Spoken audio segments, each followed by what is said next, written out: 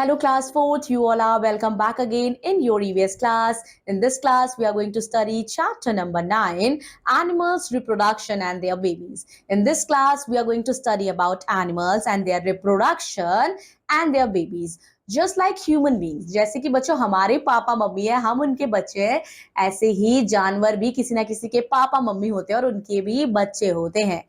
Activity: look at the picture and write the name of the animal and their babies. ठीक है बच्चों, आपको animals दिया गया और उनके बेबीज दिए गए, आपको उनके बेबीज के नाम लिखने हैं. रिप्रोडक्शन क्या होता है? ऐसा प्रोसेस बच्चों जो लिविंग बीइंग ही कर पाते हैं. The process by which living being produce their own young ones, उसे हम रिप्रोडक्शन कहते हैं. रिप्रोडक्शन एक प्रोसेस है by which a living beings can create another living beings just like itself. जितने भी लिविंग बीइंग्स हैं बच्चों वो जन्म लेते हैं और उनकी मृत्यु होती है. Birth of babies. All living beings produce their young one. जितने भी लिविंग बीइंग्स हैं वो बच्चों अपने यंग वन को प्रोड्यूस करते हैं, चाहे वो ह्यूमन बीइंग हो, चाहे वो प्लांट्स हो, चाहे वो एनिमल्स हो. All young ones have a mother and a father. बच्चों जो भी बेबी प्लांट होते हैं या बेबी एनिमल होते हैं, बेबी बॉय बेबी गर्ल होता है, उन सबके पेरेंट्स होते हैं, उन सबके पेरेंट्स होते हैं. मदर जो है वो फीमेल पेरेंट्स होती है और पापा जो है वो मेल पेरेंट्स होते हैं. एनिमल्स भी बच्चों अपने यंग वन को जन्म देते हैं. कुछ जानवर ऐसे होते हैं जो अंडे देते हैं और कुछ जानवर बच्चे जो होते हैं अपने यंग वंस बेबी प्रोड्यूस करते हैं. The animals that give birth to young ones and produce milk to feed them, ऐसे जानवर जो अपने बच्चों को जन्म देते हैं और उनको अपना दूध पिलाते हैं, उन्हें हम मैमल्स बोलते हैं. फीमेल्स कैरी करती है बच्चों baby inside her body till it is born. जो फीमेल एनिमल होती है बच्चों वो बेबी को अपने अंदर रखती है जब तक उनका जन्म नहीं हो जाता, जैसे हम अपने मदर के अंदर रहते हैं जब तक हमारा जन्म नहीं होता है. The mother feed the baby till it grows teeth and is big enough to start eating itself. बच्चों जैसे हम हमारे घर में अगर छोटे कोई बच्चे होते होंगे तो उनको मम्मी दूध पिलाती है और उनका तब तक ख्याल रखती है उनके खाने पीने का जब तक वो बड़े नहीं हो जाते. ह्यूमन बीइंग्स भी एक मैमल ही है. Dogs, cat, elephants, tiger, whale, dolphin, ये सारे मैमल हैं, स्तनधारी जीव हैं. Let's do it. Exercise you have to perform by your own. बच्चों अब हम पढ़ेंगे उन जानवर के बारे में जो अंडे देते हैं.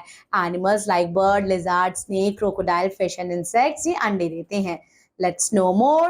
Amphibian, they have cold blood and skin without scales.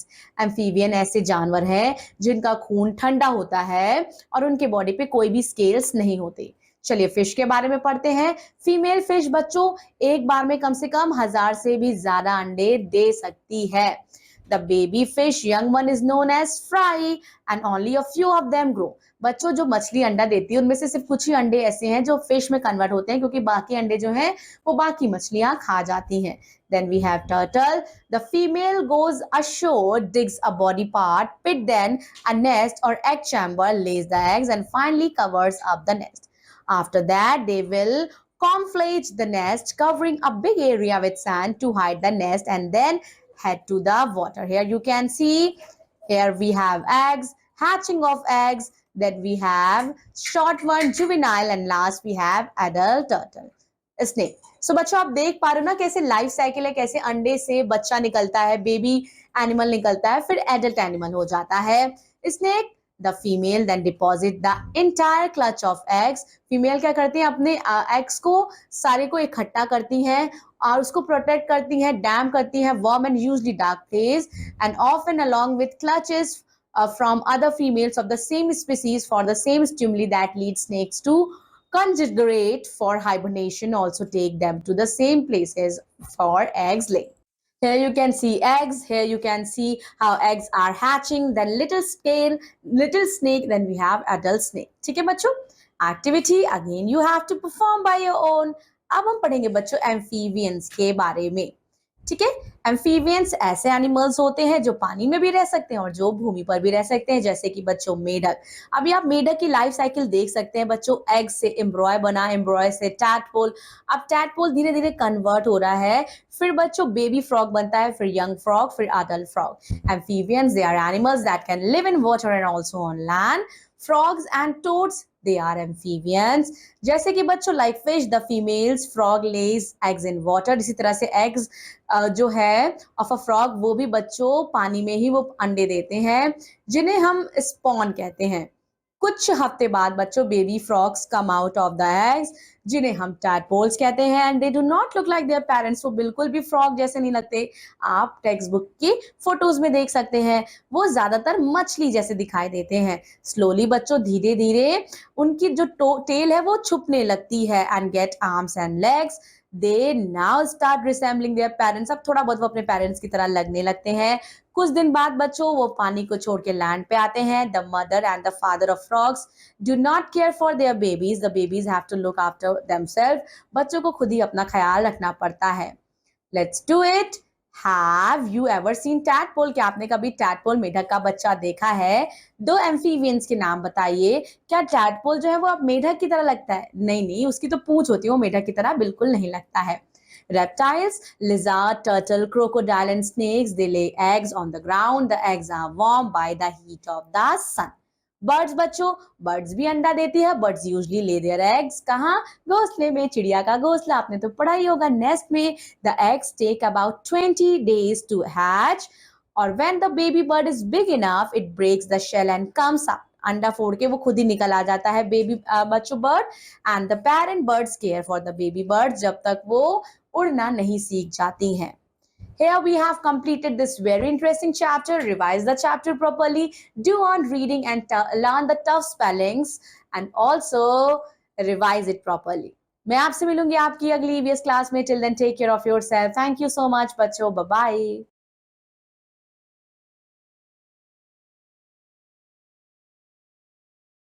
Hello, class 4th. You all are welcome back again in your EVS class. Hope you all are amazing and you all are revising your chapter properly. And I hope आपको पढ़ाई में मजा आ रहा होगा। आज हम पढ़ेंगे chapter number 10 animal and their contribution to the society. आज हम बच्चों बहुत इंटरेस्टिंग चैप्टर पढ़ने वाले हैं, animal and their contribution to the society. जानवर का क्या रोल है समाज में। Early man use to travel on foot. शुरू में बच्चों जो अर्ली मैन होते थे वो अपने पैरों पर चलते थे। As man began to live settle life, जैसे जैसे बच्चों मैन जो है वो फूड हंटर से गैदरर से उसने अपनी लाइफ सेटल करना स्टार्ट किया, उसने बच्चों जानवर को भी पालतू बना लिया। He used them to go from one place to another, to carry heavy loads, to ride and for sports activity. Do people still use animal for travel and transport? Mention here. चलिए let us read some animals that are used to transport people and goods. ठीक है, use of animals for food. The food obtained from animals include beef, pork, meat, egg, milk and chicken. ये food बच्चों product है, इसमें highly nutritious होता है and they are rich in protein and fats. Animal बच्चों जो transportations के लिए use होते हैं, pack of animals जैसे कि बच्चों oxen है, reindeer है, elephants है, लामाज है, शीप्स है, गोट्स है, याक्स एंड डॉग्स है। ये यूज होते हैं ट्रांसपोर्टेशंस के लिए। बहुत सारे place in the world they use the pack of animal is the only feasible means of transporting our load. Then we have animals for clothing. बच्चों बहुत सारे जानवर से बहुत सारे ऐसे फाइबर्स मिलते हैं जो हम अपने कपड़े बनाने में प्रयोग करते हैं। Animal fur is one of the oldest form of clothing. Today it is used as a luxury in fashion to make clothing such as caps, parkas, vest, belores, coats and jacket. Minks, goat, foxes, coyote, wolves, rabbit, even cats and dogs are killed to make fur in the textile industries. Textile industries बच्चों textile industries वो industries होती है जहाँ कपड़े बनते हैं। Now use of animal for one. People have found use a wide variety of ability of animals and even industrialized society use many animals for work. जैसे कि बच्चों people use the strength of horses, elephants and oxen to pull carts and move loads. बच्चों animals का प्रयोग entertainment के रूप में कैसे होता है? People use animals for entertainment, जैसे कि बच्चों जू और aquarium, marine mammal park, rodeos and bull riding, bull fighting, ये सारे एनिमल्स को ट्रेन किया जाता है। एनिमल्स को सर्कस में बच्चों रखा जाता है, फिल्म्स में रखा जाता है to entertain society. use of animal for scientific research. बच्चों excluding mice and rats, गुनिया, pigs and rabbits, ये most common mammals हैं जो कि बच्चों research के लिए इस्तेमाल हुए हैं, although their number have declined from peak in 1990s. Use of animal for education. These can be good ways to introduce children to animal without the time and expense involved in acquiring them yourself. For studying many life process invertebrates with no nervous system or those who primitive ones including protozoa, worms and insects, they are preferable to more complex organisms. Next, we have use of animals for sports. So there are some large-scale events that include animals in variety of sports.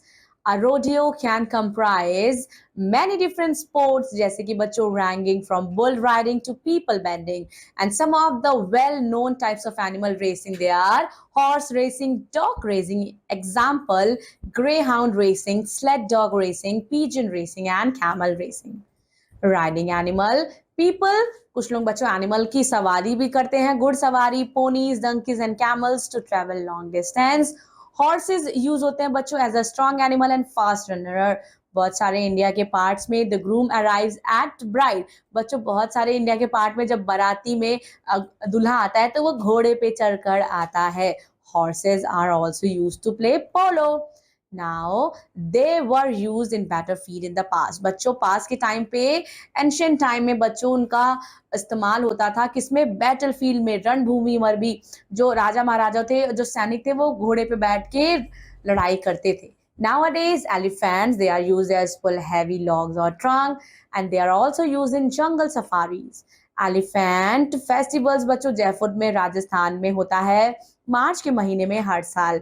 Elephant races, elephant polo and elephant tug of war between man and animals are event that attract large crowd.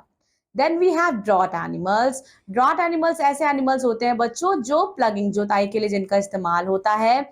जो किसान है बच्चों oxen बैल का इस्तेमाल करते हैं खेत की जुताई में, and for drawing water from well for irrigation. अब bullock cart is one of the oldest mode of transportation बच्चों. जो क्या होता है उसमें, अब बुलेट जो है वो पेयर ऑफ कार्ड्स को घसीटती है. आप पिक्चर में देख सकते हैं. Here we have let's do it. बच्चों क्या आपने कभी घुड़सवारी का मजा लिया है? Where do people use camel for riding? And you have to name one animal that is used for or used by farmer. Now let us know more. बच्चों अर्लियर टाइम में किंग ट्रेवल करते थे. बहुत beautifully decorated animals, जानवरों को अच्छे से सजाकर उन पे ट्रेवल करते थे. Pack animals, donkeys, oxen and yaks are used to carry heavy loads, and these animals, they are known as pack animals. People who could not afford to buy horse rode on the back of mules and donkeys for traveling. और Himalaya reason में बच्चों याक use होता है load carry करने के लिए. अब बच्चों जानवर इतने ज्यादा बेनिफिशियल है तो उनका ख्याल रखना भी हमारी जिम्मेदारी है. Caring for animals, we should take good care of animals. हमें जानवरों का अच्छे से ख्याल रखना चाहिए because they are sensitive to their needs. Let us read some of the different ways जिससे हम एनिमल्स की देखभाल कर सकते हैं. We should provide them clean and fresh food and water. We should not disturb them when they are eating.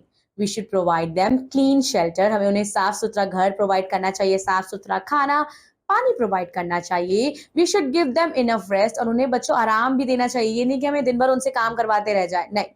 We should not hit or tease them. हमें उन्हें चिढ़ाना नहीं चाहिए, परेशान नहीं करना चाहिए, मारना नहीं चाहिए. और बच्चों जब भी उन्हें कोई तकलीफ, उन्हें कोई बीमारी हो तो वेटरनरी डॉक्टर को हमें दिखाना चाहिए. That's all about this chapter. Revise the chapter properly and always be kind towards animals. I will be seeing you in another EVS class. Till then, take care of yourself. Thank you so much. Bye-bye.